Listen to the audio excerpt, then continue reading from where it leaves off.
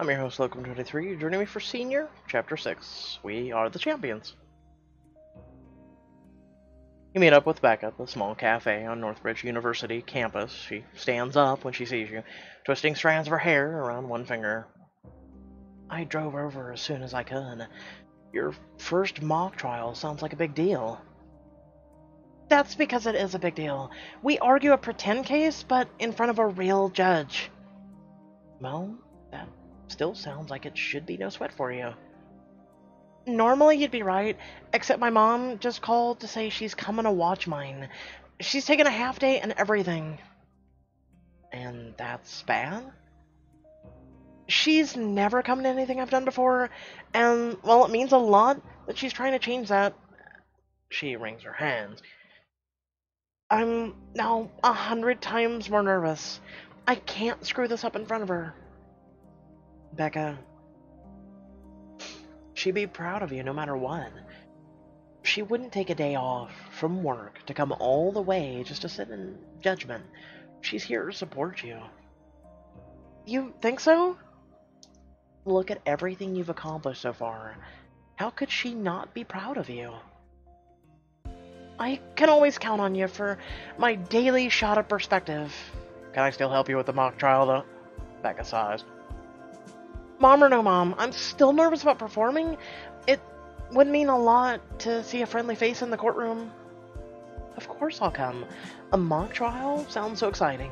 What usually happens? Well, the faculty picks a real-life case that has already been tried and switches some of the identifying details around. Then we try the case ourselves in front of a real judge, opening statements, cross-examinations, the whole thing. With witnesses and everything?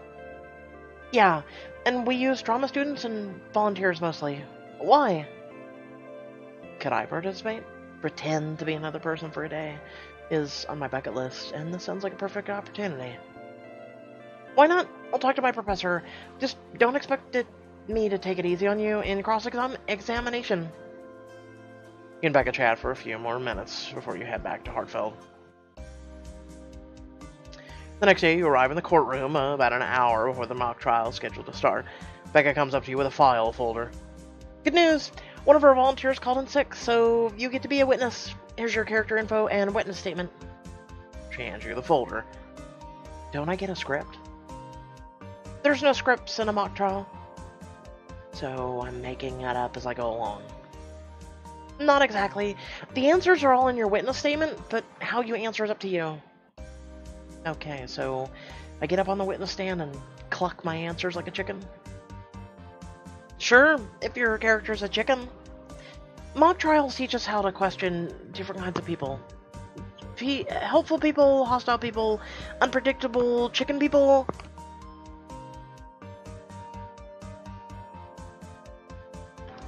Sorry, coughing. The important thing is to stay in character, no matter what.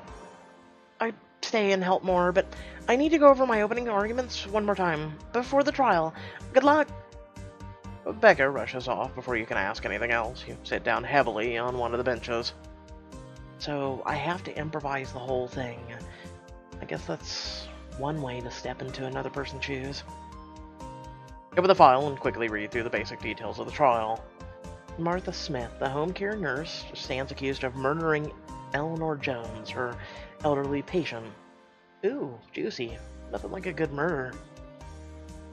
Not quite what I was thinking. A woman in a judge's gown stopped short on her way past you. Good job speaking out loud to yourself. Sorry, I volunteered to play a witness for the mock trial, and I'm a bit rattled that I don't have a script to read. That can be a challenge. With no script to rely on, you have to get to the heart of your character all on your own. Who are you playing? Glance back down at the file. Vivian Jones, the victim's daughter, and the witness for the prosecution. She's the one who called 911, claiming she saw what happened. You continue through your character file. And apparently she's a spoiled, hostile narcissist with low impulse control and designer tastes. What does that have to do with anything? Sounds like you've got quite the character on your hands. Her profile says she's a small-time actress but lives the high life, whether she can afford it or not.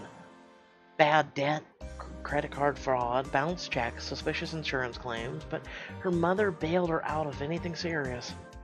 This is going to be challenging. Vivian's world is light years away from mine, and I can't understand the reasoning behind the decisions she makes. Selfishness. Maybe she's not driven by reason. Try to think of the emotions behind her actions. Every person, good or bad, has emotions that drive them.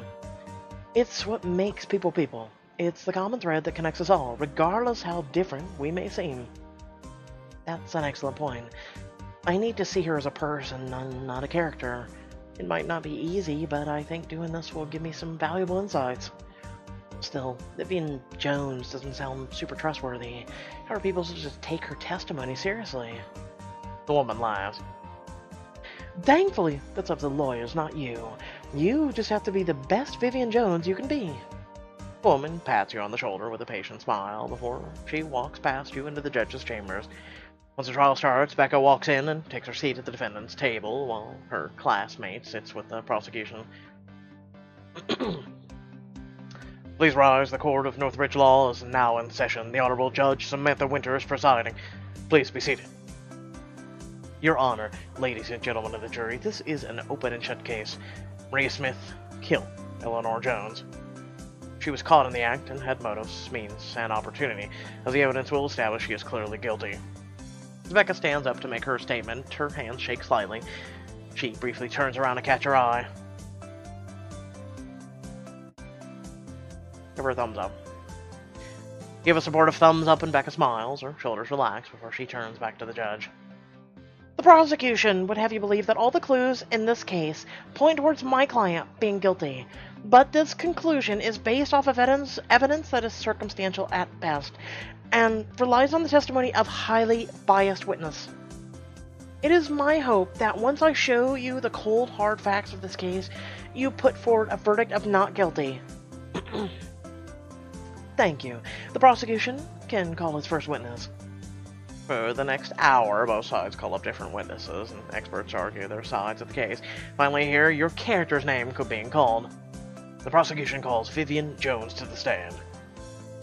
You take a deep breath and try to remember the judge's advice as you walk up to the stand, and the clerk swears you in. I need to remember to stay in character. Vivian Jones is impulsive and defensive, with expensive taste and a vicious temper. Oh, I know someone like that today. Mrs. Jones, take us through what happened when you arrived at your mother's house that night. I had to buy a new handbag because the pictogram photo of my last one got fewer than 100 likes. Got home around 6. I heard yelling, ran to the stairs in time to see dear old Mom taking a swan dive in her wheelchair. And is that when you looked up and saw Maria? Becca shoots to her feet. Objection! Prosecution's leading a witness. Sustained. Keep your questions simple, counselor. Right. Sorry.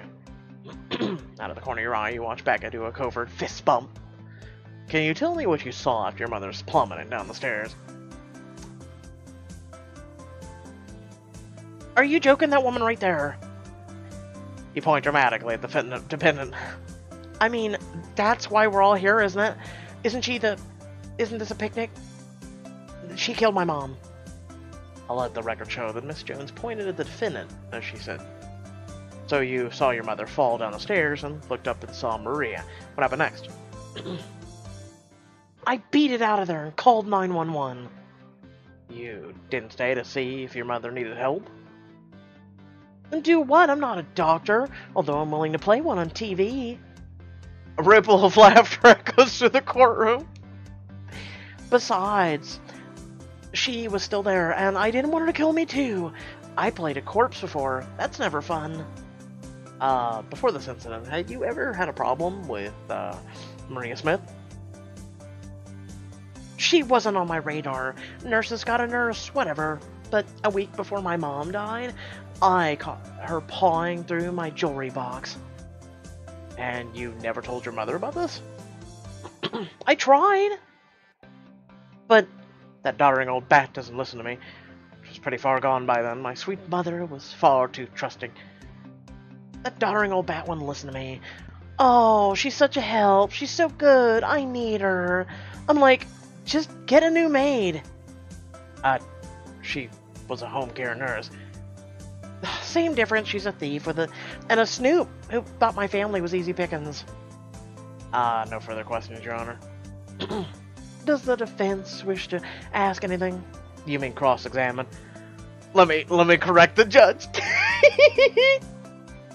Becca Saunders towards you, a predatory gleam in her eye.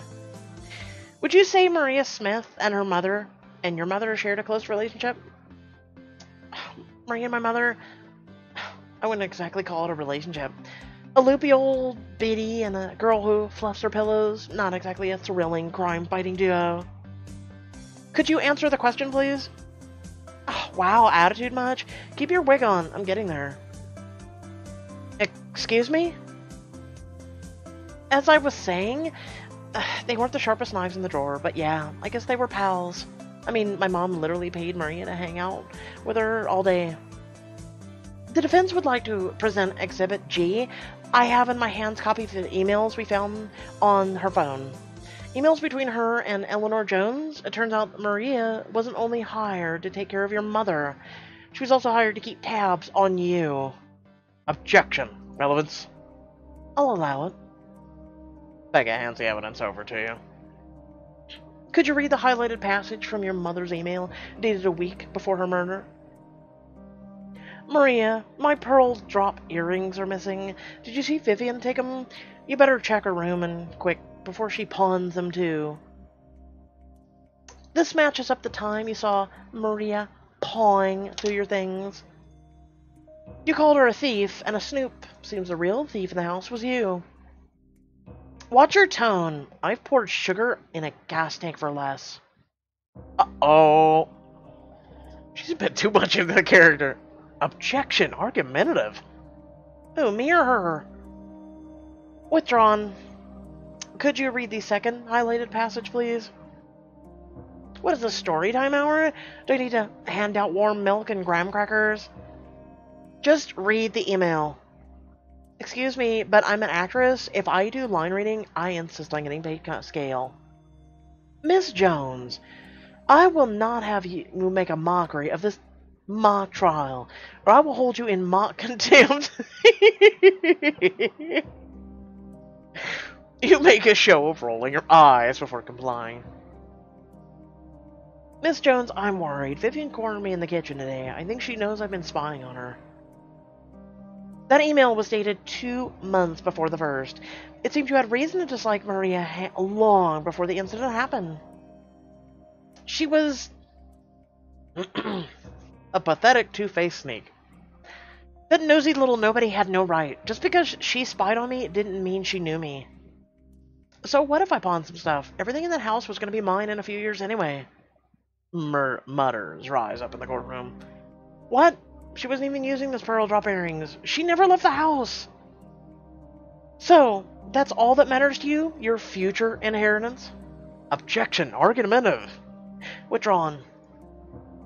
Careful, Miss Davenport. Miss Jones isn't the one on trial. But maybe she should be. It doesn't even matter. I know what I saw. And what about what you thought you saw? Objection. Asked and answered. It moves to... Hold on. Moves to show the mentality of the witness. Or the objectiveness of the witness. Overruled. I want to see where this is going. Miss Jones, you saw Maria at the top of the stairs, but did you actually see her physically push your mother's wheelchair? No, I didn't technically see that, but... So, you witnessed your mother fall to her death, only to look up and see someone you hated.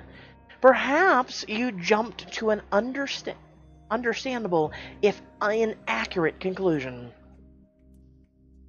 What other conclusion is there? It could have been an accident. You could have seen her rushing to save your mother, only to arrive too late.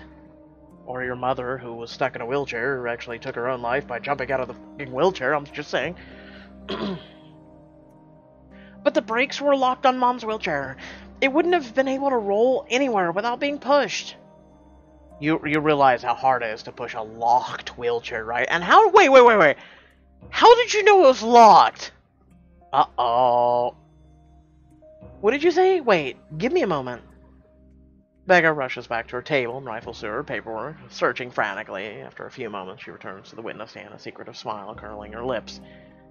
So after you saw your mother fall, you immediately ran outside to call 911. Is that correct? I already told you yes. I'm not sticking around with an unhinged murderer in the house. Then how did you know your mother's brakes on her wheelchair were locked?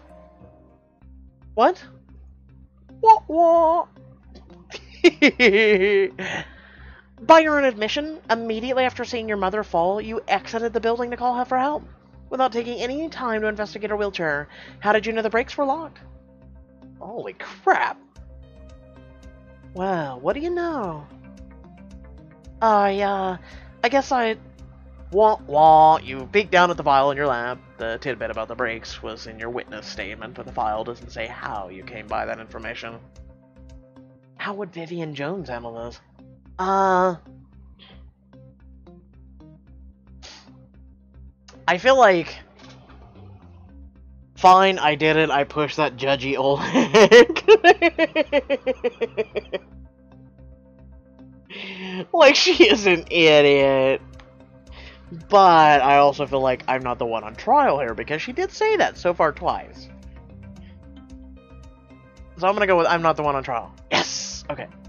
I'm a victim. You should feel sorry for me, not yell at me. I know my rights. An excited murmur arises in the courtroom, and Becca smiles triumphantly. The defense rests, Your Honor. The volunteer members of the jury file out one by one to deliberate. 5 minutes later, they return to the courtroom. Have the members of the jury reached a verdict?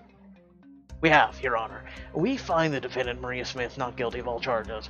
Judge Winter stands up, smiling. I believe that brings this mock trial to an end. Please give a round of applause to all our students and volunteers. He grins as everyone in the room cheers enthusiastically. He stayed in character throughout this trial. That wasn't hard. I actually enjoyed that. I want everyone to know that both sides argued the cases extremely well today, but special mention should go to Becca Davenport. In the real trial, this case is based on the defendant had all the odds stacked against her, but her attorney paid attention to the details and came to the same conclusion Miss Davenport did.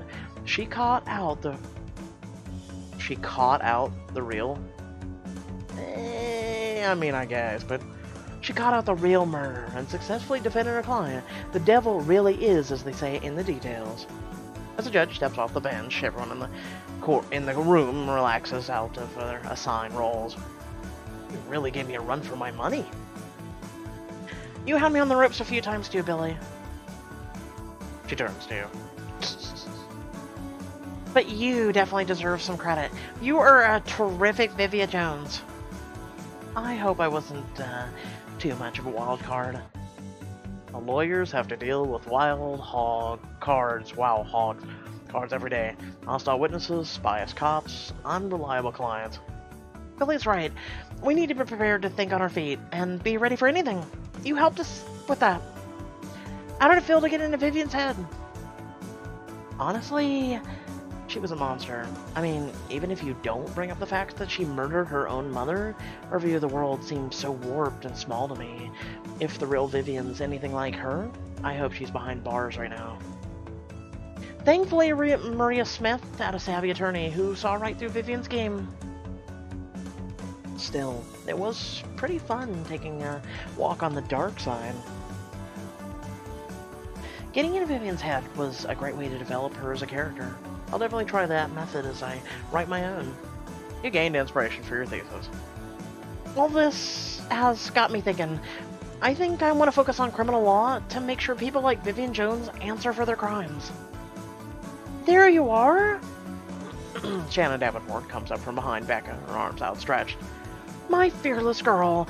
I was on the edge of my seat. That pathetic prosecutor didn't stand a chance. I'm still right here. Shannon and Becca hug. Really? You think so? I was so nervous. You were a force of nature. Fierce, determined, ruthless. I have never been more proud of you.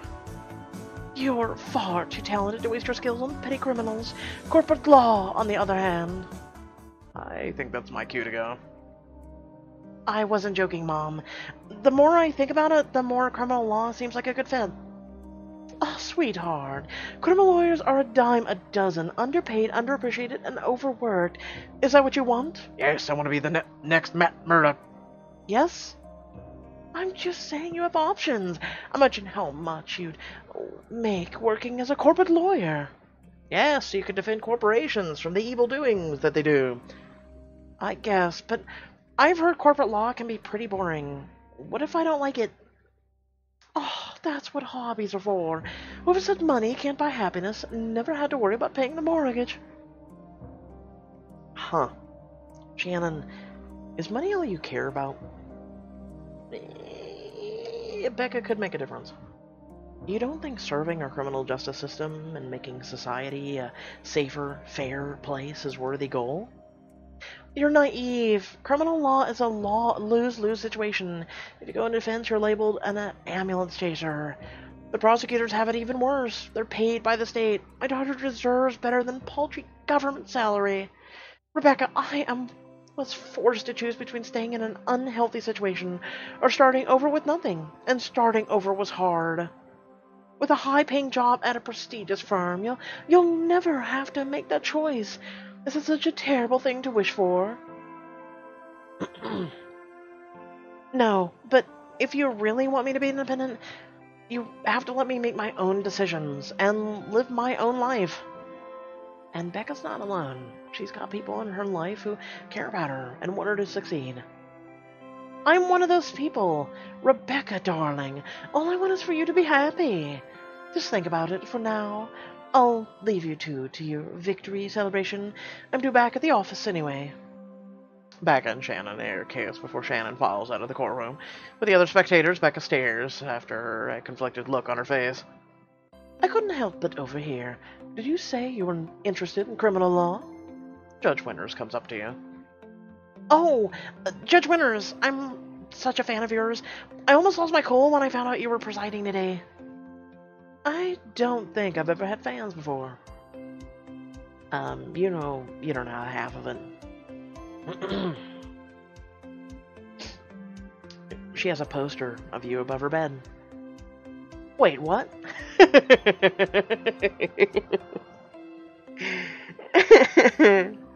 Mizumi's kidding. I've cut out a few articles that mention you. That's it, I swear. That's a great idea, though. Why don't judges have merchandise? Posters, t-shirts, action figures? Judge Judy, cough. If you really are interested, my alma mater, Hogg University, has a world-renowned criminal law program, and many of its professors are former public defenders and district attorneys, so you'd have a lot of experience to draw from both sides. Hogg was on my list of preferred law schools. After what I saw today, I would be more than happy to provide a letter of recommendation if you wanted to transfer. Wow, thank you. That's amazing. What an incredible opportunity. You don't have to make any decisions right away. Enjoy your victory today. Will you be going to Barrister's Ball tonight? Oh, what's Barrister's Ball? It's a fancy party Northbridge Law hosts for student body. It's basically law prom, but I was too busy prepping for this trial to snag a ticket in time. Well, here, you can have mine. Oh, what? Oh, okay. She pulls a beautifully designed ticket out of her purse. Admit 1, Northbridge Law's Barrister Ball. Huh. Ooh, pretty. I was invited by one of the speakers, but my wife and I have to fly back to Birchport tonight. Becca shoots you a hopeful glance. Yeah, but she only has one ticket. If I have to go by myself, I will, but I know a certain friend who works way too hard. Come with me? Really? I don't think I have anything fancy enough for a party like that. Well, now you have the perfect excuse to get something fancy. Come on, it could be fun. Well, the Barrister's Ball is typically only law students, but I've always thought that the policy is ridiculous. It was a ball without allowing +1s. If Mizumi is half as convincing as she was on stand today, we'll be fine. I won't tell if you don't. Becca grins at you. Come on, think about it. Drinks, deception, a new dress. Let's make some memories. Oh my god, that dress. I have to go sleep with myself now. Shut up. I want to, but if I don't go home and spend some time with my thesis before midnight, it's gonna turn into a pumpkin. I totally understand. I know it was a last-minute request anyway. As Becca spends a few minutes catching up with the other law students, your phone bloops with an incoming message. Bloop. Hey, Mizumi, Tyler and I finally got the booth number for NorthCon. We're number 1872. I know we've been super secretive about our latest game project, but tomorrow we finally revealed it to the public. Hope you can come. Excellent. I've been wanting to play their game for ages. You slip your phone back into the purse as Becca packs up her things and the two of you head out. It would be really nice if I would stop coughing or having to clear my throat. The next day, you meet Zach and Sebastian at the Northbridge Convention Center of NorthCon for the annual Indie Game Convention. Look, it's a dragon! Sorry I'm late. Have you guys been waiting long? Not at all. I'm glad you could make it. Dragon Jest. You and your friends wind your way through the convention center until you reach a booth decorated with colorful banner reading Dragon Jest. Look! No! The dragon! No, screw the dragon. Look in the back. It's our kitty! Tyler and Abby come out from behind their table to welcome you. Hey guys, I'm so glad you all could make it. You kept this game under wraps for months. We had to see what all the fuss was about. Does it have anything to do with this charming creature? He points to the roly-poly dragon at the Dragon Jest banner. Roly-poly? No, it just looks like a fat baby. That is the most adorable dragon I've ever seen in my life. Oh my god, right? Her name is Gemma. Think she's cute? Wait until you play her. She gestures to the computer set up on the table, showing the Dragon Jest title screen. Abby presses new game, triggering a cutscene. Wait, we get to have a cutscene? No, come on. Could have had a little dragon flying across the stream. Reading Dragon Quest. The game opens in a cozy little cave lined with treasure. Using simple but colorful animations, the happy dragon bounces into view. Hiya, I'm home. Gemma takes a big bite out of the side of the cavern. After chewing a bit, she spits out a small pile of sparkling jewels. Dizzy, where are you? Come out! Come out! Wherever you are! As she moves further into the cavern, she discovers her cave has been ransacked. Furniture's overturned, crockery smashed, and all Gemma can find is a torn piece of fabric with a coat of arms on it. This is the emblem of the evil Prince Silver. Wowzers! He must have kidnapped Dizzy to make him more jewels. I need to go and rescue her. The cutscene fades to the title scene as a plucky Gemma heads out to rescue her friend. Dragon Quest! Well, Dragon Jest. Shh! We can rename it. And that's just the start. What do you think? I mean, it's a cute little dragon. The clever story, though. We were going for a reversal of the stereotypical handsome prince and evil dragon roles. So basically like Super Mario, but with a cute, fluffy, pink-haired dragon. Makes sense to me. And half the stories I read, the dragons just minding their own business, guarding their own gold. No one asked for some puffed-up prince to show up and steal everything. Exactly.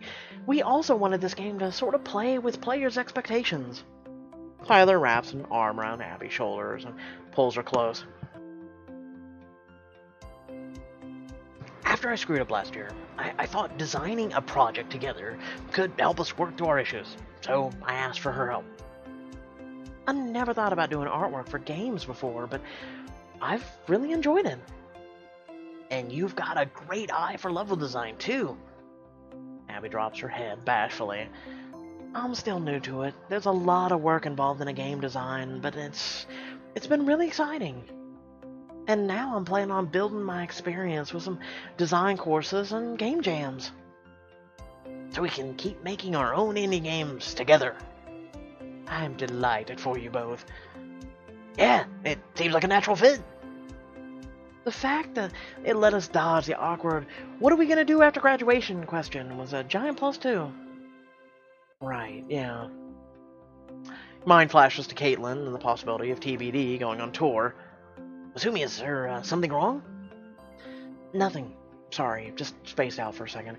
Who wants to try playing this game first? I'll have a go. Oh, Sebastian playing a cute little puffy dragon. Oh, God. While Sebastian sits down to play Dragon Chest, a gamer comes along and watches the action over his shoulder. His lip curdles. Thought this con was for real games. What do you mean, real games? I'm gonna go with who asked you because your opinion is kind of like a pizza. At least the pizza we ordered. Your opinion, we didn't.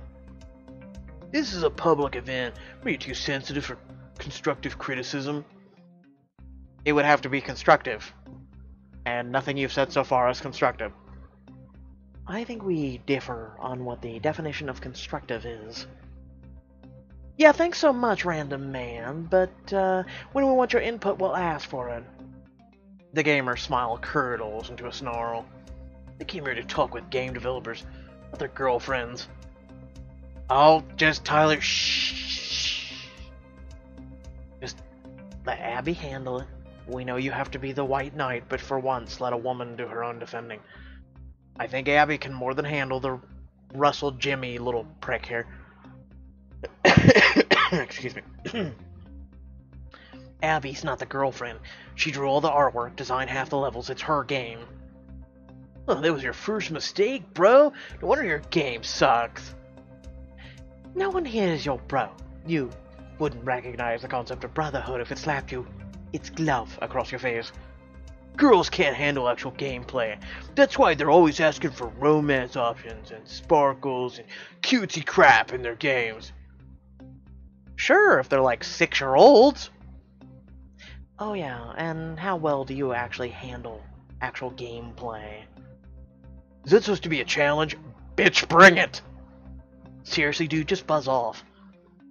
Zach comes up behind you and lowers his voice. Do it, challenge him. Oh, do it. God damn it, don't bait me. What? Why? Think about it. Making a competition will attract attention. He won't be able to back out. If you win, the gamer status is toast. If he wins, he'll just get a free press for Dragon Chest. Well, if it would help Tyler and Abby out. Oh, god damn. Wait, oh, I hit a button. Sorry. We're doing it. I'm throwing down the gauntlet. I can't turn down. Oh, god. Okay. When it comes to gaming, I can't. Why don't you put your money where your mouth is?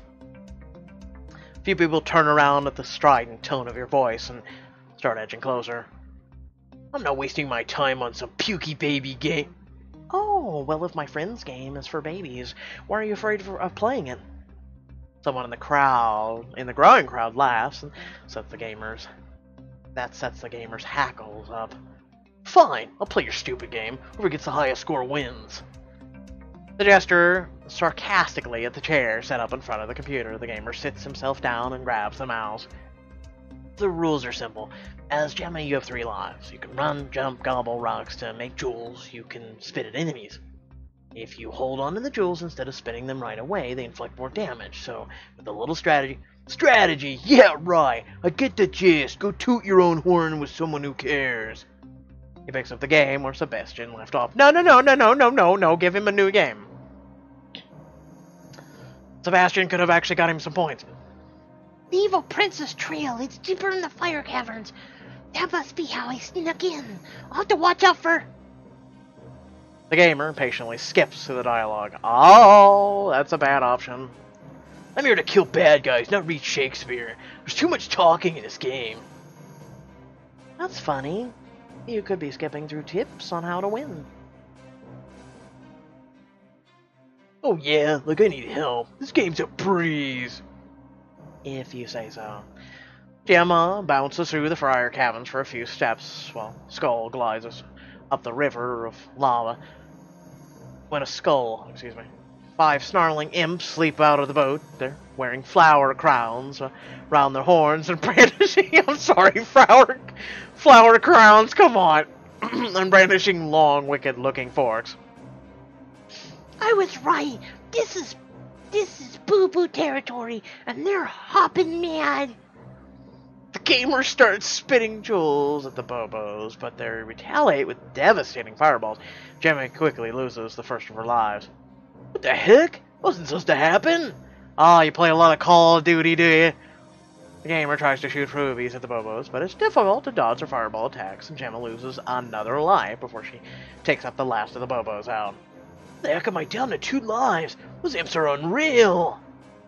Oh, is my cutesy baby game too hard? Laughter erupts around you. More and more people wander over to watch the match as the gamer makes it out of the caverns and into a shady forest. Round 2. Fight! As Gemma moves through the forest, a sinister drumming sound can be heard. Yikes! That sounds mean. That sounds mean the ghastly flea is somewhere around. I better be careful. Gemma comes upon a clearing where an enormous flea in a leather jacket is banging on the drums with baseball bats clenched in each of her 4 arms. Why do I want to play this game? Look out, Bug! You're about to get squished! In the gamer's hands, Gemma leaps in action, zigzagging across the screen, chowing down on Earth and shooting rubies as quickly as possible. But the ghastly flea's bats deflect Gemma's rubies. Even when she gets a good shot, it doesn't do much damage. Oh, come on, this game is broke! Tyler told you how to play, and if you hold on the jewels instead of... You don't need advice from some nosy casual. Oh, yeah. You're so hardcore, you've been playing this game for like 3 minutes. No! Excuse me. Gemma doesn't dodge quickly enough, and the ghastly flea's baseball bat comes down on her head, taking her last life. Game over. The gamer slams the table in frustration, earning himself a few mutters from the now sizable crowd that's gathered around Tyler and Abby's booth. You don't have to be such a bad sport just because you couldn't beat our game. You call this a game? It's all janky and buggy. No one would be able to beat it. Well, excuse me, if you'll move the f*** out of my way, I'll do it. Let's test that theory. My turn. You sit down in his place and restart the game. As you come up against the Bobos, a bunch of them attack you all at once with a wave of fireballs. Dodge out of the way. You expertly bounce and dodge, keeping Gemma's far away from Bobo's killer flames. It's gonna take more than that to keep me away from my dizzy. Oh, whatever, you got lucky. That's called situational awareness, dickhead. We'll see about that. You continue to dodge until, one by one, the Bobos pause in their attacks to wield their forks triumphantly. Seizing your moment, you fire your jewels. Take that! Your calculated attacks decimate the Bobos, and they explode in small clouds of sparkling stardust that Gemma collects into a tiny satchel. All around you, people start chatting excitedly. That's because I'm a game, a bitch. Next up, you challenge the ghastly flea. Good luck trying to beat your friend's broken mechanics here. The mechanics aren't broken. You just didn't listen. If you hold on to the jewels, instead of immediately shooting them, they inflict more damage. You bob and weave as the ghastly flea lumbers after you with her 4 baseball bats. You can't catch me. As the ghastly flea pauses, panting, you have Gemma gobble up a mouthful of stones. Hold on to them. You hold back on firing right away to power up your ammunition. The ghastly flea launches herself at you again, and you spend a few minutes hurriedly dodging and blocking her strikes. Even with all your attention focused on strategy, it's still challenging, until she pauses again. I'm not sure my ammo's powered up enough. I should keep holding. You continue to store away energy as the ghastly flea prepares to fight you again. Come on, what are you waiting for? It's called strategy, dickhead. Go back to Call of Duty. It's called strategy. Ever heard of it? The ghastly flea flies at you, all four bats poised to crush you. You dodge out of the way, allowing your ammo to power up even more. Gemma starts to glow with a blue sparkle. Mazumi, that glow means you've saved up power for a power hit. Time to drop a different kind of a beat. Unleash my Sapphire Strike! Not this time, flea! Gemma shoots a stream of powerful sapphire straight at the ghastly flea. She flops onto her back, utterly defeated, before exploding into a cloud of stardust. What? Impossible! Says every Call of Duty and Battlefield player. You did it! Keep going, you're almost at the final boss. Oh, yes. Untested, unbreached shit. Little Gemma finally makes her way to a splendid castle. Silver Prince, Prince Silver, kind of. you bring my friend back right now! The door to the castle opens, and a handsome golden-haired prince strides out. What do you have to say for yourself? Prince Silver gives the little dragon a smug smile, but when he opens his mouth, the only thing he says is... Handsome Prince unhinges his jaw as he sloughs out of his royal raiment to reveal his true, venomous form. The giant, striped adder coils himself to strike. Ah! The adorable dragon dodges out of the way in the nick of time, narrowly avoiding the snake's jaws as they snap shut. As she does, her scales suddenly start to sparkle. Mazumi, that means Gemma's collected enough stardust to use her ultimate attack. Press the X button. Let's see how you handle Gemma's... I mean, why can't we name this as we go? Diamond Blast. Who's ready for some diamonds? The tiny dragon swells up like a balloon and unleashes a fury of razor-sharp diamonds at the snake prince. Helpless against the wave of sparkleness, the serpent dissolves into a shower of stardust. Yes, take that. Hey, where's the gamer who thinks he knows everything? I don't hear him. With Prince Silver's demise, the front door opens and a tiny purple dragon comes barreling out of the castle and catches up to Gemma in a fierce hug. Dizzy! Don't worry, you're safe now. Let's go home. You win! Well, that's a short game. Wild applause! Wild applause sounds from all around you. While you were busy playing the game, your match attracted quite a crowd to the Dragon Jest booth. What are you clapping for this crap? It's just sparkles and glitter! Because it defeated Mr. Quote-Unquote Real Gamer? The sparkles and glitter just kicked your ass. I only have one thing to say to you. Begone, troll! Oh, yeah, begone, troll. You wave your hands at him. You're not welcome here. The assembled people cheer and clap, and the humiliated gamer pushes his way through the crowd and vanishes from sight. Good riddance. I must say, watching that exhilarated spectacle, a few things seem familiar. I mean, the Bobos wearing flower crowns, the ghastly flea being a drummer, and it isn't much of a leap from silver to sterling.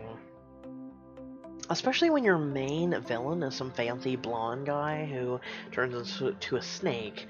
Don't think I missed that. Abby and Tyler exchange sly smiles. Like I said, we used this game to work on some of our issues with what happened last year. All artists draw from their real lives now and then. It's not like Bo, Cassidy, and Nathan are around to complain. So, I get to play as a cute dragon, and she shoots rocks at the alphas. This game has everything. While other people drop by to play the game, you, Zach, and Sebastian check out some of the other games at the con. By the time you get back to the booth, Tyler's holding a certificate in his hands. Both he and Abby look shell-shocked. Mazumi, our game won Best Art Design. With all the attention we got thanks to your game battle, the judges heard about it and came around to play our game again. Additional felicitations are in order. Completely deserved, might I add. This whole day has just been out of this world. Wow, after all that, what's the future look like for Gemma and her adventures? We plan on playtesting it for a few more weeks to iron out the last of the kinks, but once that's done, we will release it on Fog. I can't wait to buy it, and I wish you two every success. At that moment, Edgar wanders out of the crowd. Oh, God, you, Mr. Dragon Jest, eh? May I have a go? By all means. Edgar settles in for a few minutes, mastering the controls. Hey, this game's a lot of fun. When it's done, will there be an option to romance Dizzy or a Prince Silver? Oh, shut up. We haven't designed this game to have a romance option, but we'll certainly keep it in mind going forward. Everyone laughs good-naturedly and chats for a few more minutes before going their separate ways. I'm trying to remember the name of the cat in the back. It was from Love Hacks. We haven't seen it in a while. Why has that not been more of a thing? Seriously. A few days later, as you read through some of your thesis notes on the couch, you let out a frustrated sigh. Caitlin comes out of the kitchen with a bowl of popcorn. Something wrong? I don't know. I've just been putting together all these notes for my thesis. I have all this amazing inspiration to work with, but I can't figure out where to start. You scrub your hands over your face. I've been sitting here looking at this laptop screen for hours. I feel like the answer's staring me right in the face, and I'm missing it. I think... maybe you've done enough thinking. What? Your brain's not gonna poop out your next brilliant idea if you're too busy beating it in a mush. Take a break.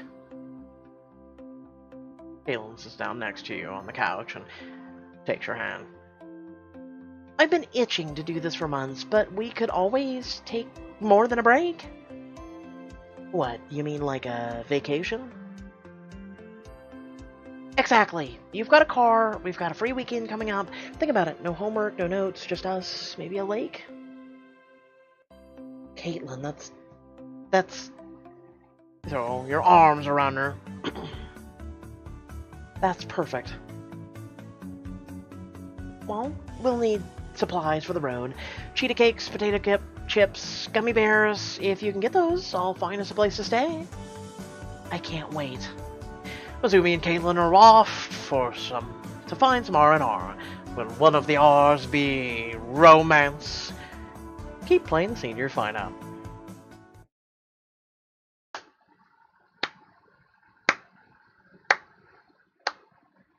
I can't complain. Okay, I can't complain about today's senior.